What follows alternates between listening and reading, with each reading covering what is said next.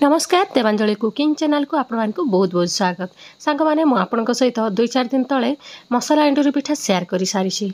आउरी आगरु भी आपनक सहित एंडुरी पिठार पुर दिया जो नडिया पुर देई कि एंडुरी पिठाटा सेटा मध्ये शेयर करि सारिछि। आलू पुर दिया एंडुरी पिठा भी शेयर करि सारिछि।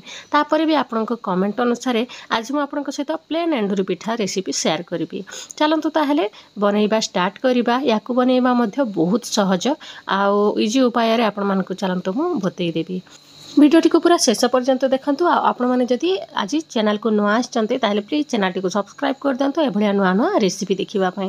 प्रथमे चालंतु बिरी चावल को बतुरई नेबा। मु एठी 1 कप अरुआ चावल नेछि आ 1 कप नै जाईछि बिरी। जेतिकी चावल नेबे सेतिकी बिरी नेबे। ता द्वारा हमर पिठाटा पूरा सॉफ्ट रहिबो। काहे कि ना हमें याकू बेसी समय भी रेस्ट नवा पई देई परिबानी। सेति पई समान परिमाण रे नेले हमर पिठाटा पूरा बढ़िया हबो।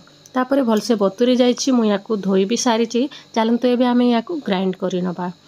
गोटे ग्राइंडिंग जार रे जेतिकी दरकार सेतिकी देबा। आउ पूरा कम पानी देकी ही हमें याकू बाटिबा।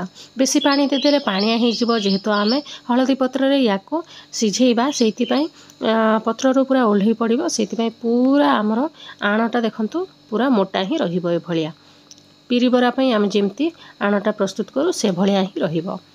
एबे हमें याकू गोटे जगह को काढ़ी नबा। सांग माने याकू बनेबा बहुत सहज। आपण माने ट्राई करंतु। याकू मु काढ़ी सारिछि। एबे चलंतु हळदी पत्र तोलिबा। मो बाड़ी रे बहुत सारा हळदी पत्र मु लगेइछि। हळदी गछ देखंतु केते सुंदर सुंदर हेछि ना पत्र। चलंतु याकू तोली नबा। आउ भलसे धोई दबा। जेहेतु ऊपरे धूली धुला सब पड़ी थाए याकू भलसे सफा करि नबा। तापरे बिरयानी रे देई दबा स्वाद अनुसार लूण आउ लुण देकी भलसे याकू फेंटी नबा। कम से कम भी 5 मिनिट पई फेंटी नबा। जा द्वारा कि पूरा हमर स्पंजी हबो। पिठाटा पूरा सॉफ्ट रहिबो इडली भलिया। जेहेतु आमे याकू बेसी समय देइने सेति पई भलसे फेंटी नेले हमर पिठाटा पूरा स्पंजी हबो। चलंतु एबे हळदी पत्र को काटिबा साइज रे। आपण जेते बड़ पिठा करिबा पई चाहुथिबे सेति कि बड़ बड़ काटिबे। मु टिके लंबा लंबा पिठा करिबा पई चाहुची सेति पई टिके टिके लंबा ही काटुची। तापरे आमे एबे पानी बसई दबा इडली छांच रे। जेहेतु आमे याकू इडली छांच रे ही स्टीम दबा। आउ थरे गोटे 2 मिनिट पई फेंटी नबा। जहा द्वारा कि आउरी जदी बसी जाईची बिरी चावल रो ये पिठोटा तो बा ऊपर को उठी आसीबो। सेति पे आउरी गोटे 2 मिनिट पई ए भलिया आमे ताकू फेंटी नबा।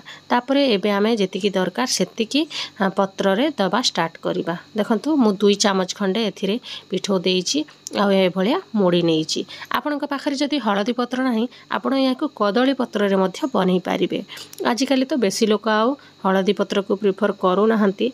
किंतु हळदी पत्र रे कले देह पई बहुत भलो। सेति पई ही हमर पूर्व पुरुष माने आगरु ही ए भलिया व्यवस्था करिचंती। तापरे आमे एबे इडली छांच रे बसेइबा स्टार्ट करिबा। गोटे गोटे करी की दबा।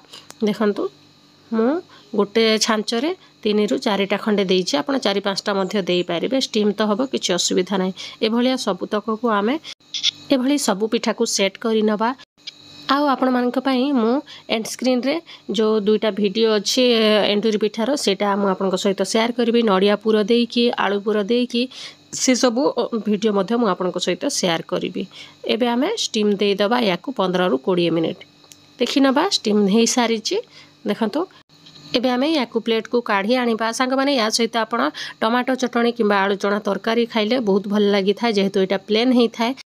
आशा करूची एई प्रोसेसटा आपण मानकु भल लागिथिबो। वीडियोटी जदी भल लागिले वीडियोटी को प्लीज लाइक करि देबे। निज फ्रेंड रिलेटिव मानक सहित मध्य शेयर करि देबे। देखा हबो नेक्स्ट वीडियो रे आ गोटे नवा रेसिपी सहित। Thank you.